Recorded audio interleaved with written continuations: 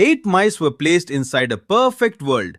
4 males, 4 females, unlimited food, unlimited water, no predators, no disease, no threats of any kind.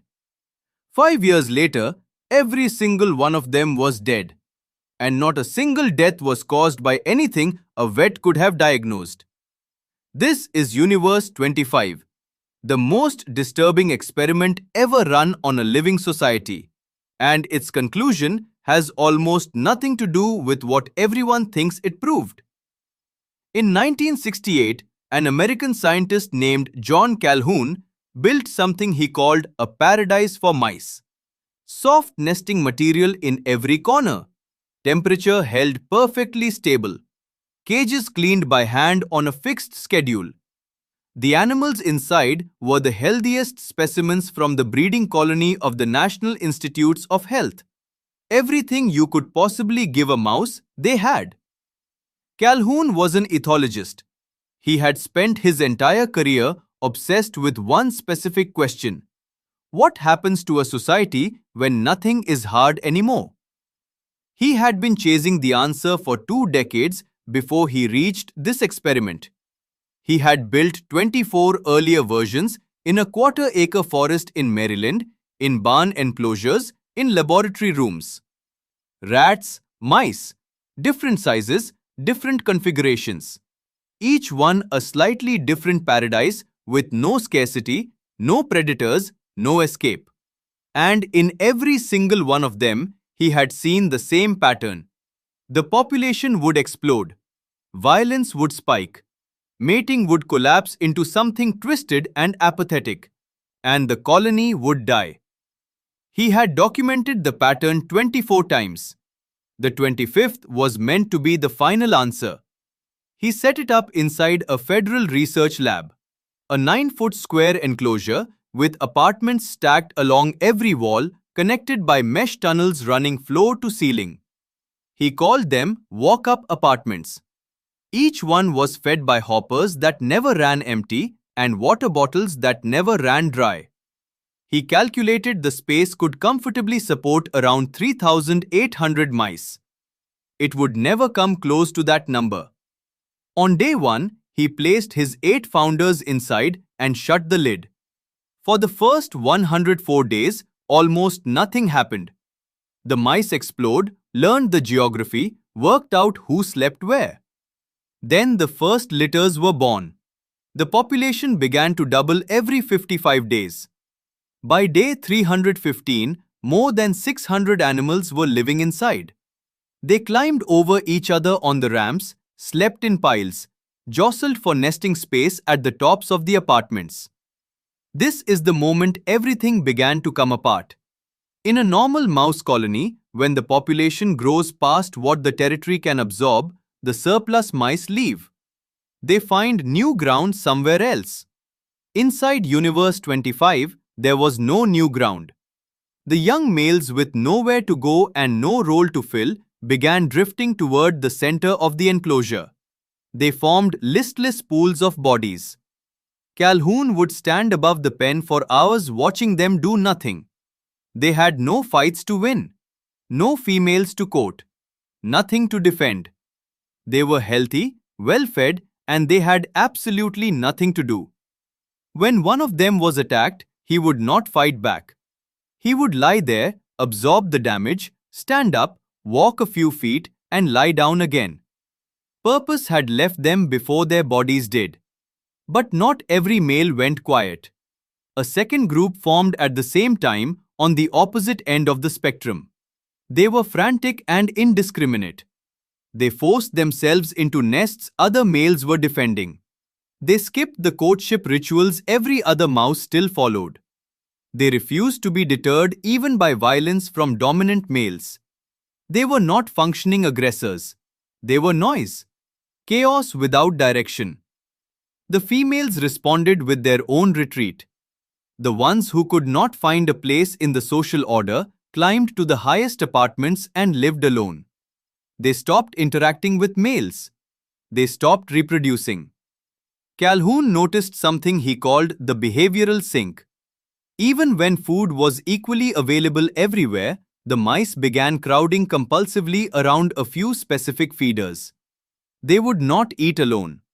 The presence of other mice had become so wired into their feeding instinct that eating in isolation, no matter how full the hopper, was no longer possible for them.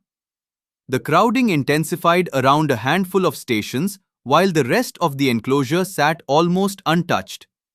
Then the mothers who were still trying to raise pups began to fail in a much darker way. The males who had claimed territory grew exhausted from constant patrolling and stopped protecting their families. The mothers had to defend the nest themselves while still nursing. They turned on their own young.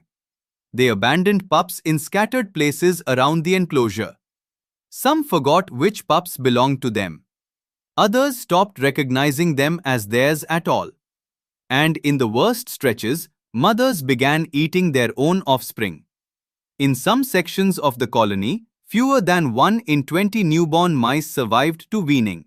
Calhoun wrote later that by this point, the social fabric of the colony was effectively dead. The bodies were still alive. The structure that held them together as a species was not. The pups that did survive were raised by mothers who barely noticed whether they lived. They had no model of what a functioning life inside this place looked like. And when they grew up, they behaved like nothing Calhoun had ever seen before. The males of this generation never fought. They never tried to mate. They never engaged in any social activity at all. They ate, they slept, and they groomed themselves obsessively. Their fur stayed perfect because they never got into a single conflict. They moved through the colony as if no other mouse existed in it. Calhoun named them the beautiful ones. They looked like the healthiest mice in the entire enclosure. They were also functionally extinct. They never tried to reproduce. They could not socialize.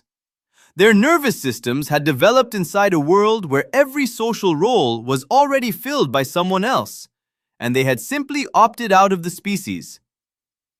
On day 560, the population peaked at 2,200 mice. It would never go higher. The last successful conception inside Universe 25 happened on day 920. After that, no new mice were born. The colony continued to age. The beautiful ones kept grooming themselves. The secluded females stayed in their high apartments. Violence carried on in pockets with no purpose left to it. One by one, the mice died of old age with no replacements coming up behind them. On May 23, 1973, the last mouse in Universe 25 died. 4 years and 10 months after Calhoun shut the lid. He wrote that the mice had died 2 deaths. The first was the death of the spirit. The second was the death of the body. The first one happened years before the second.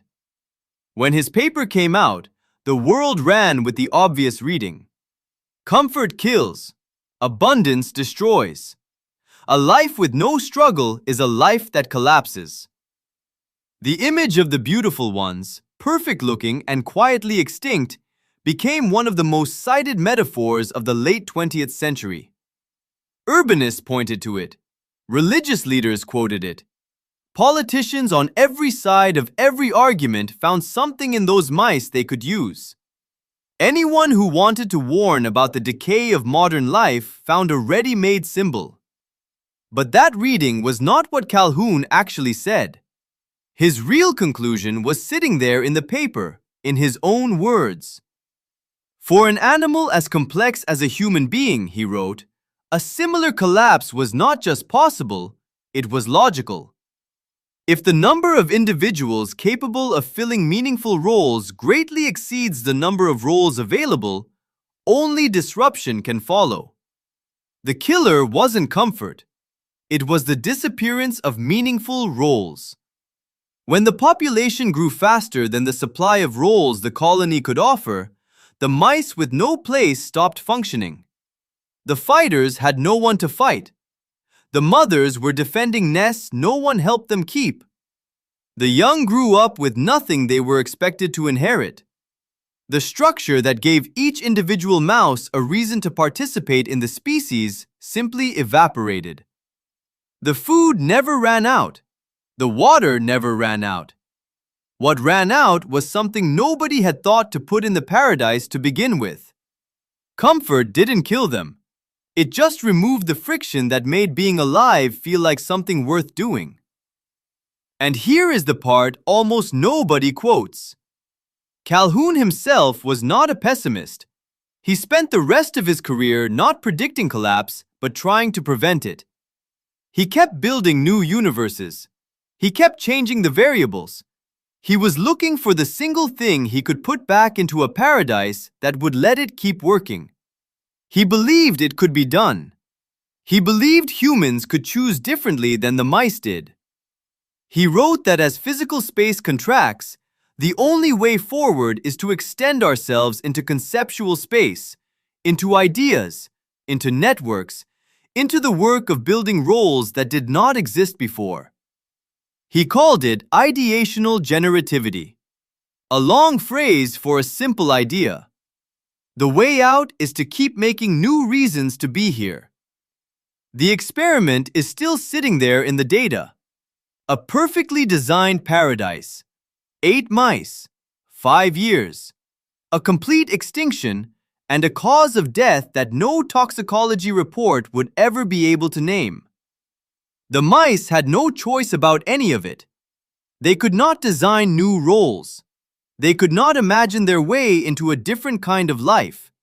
They were mice. But you are not sitting in Universe 25. You are sitting somewhere with the ability to ask what you are for, to build something that did not exist before you decided to build it, to fill a role the colony does not yet know it needs. The beautiful ones never had that option. Every single morning, you do.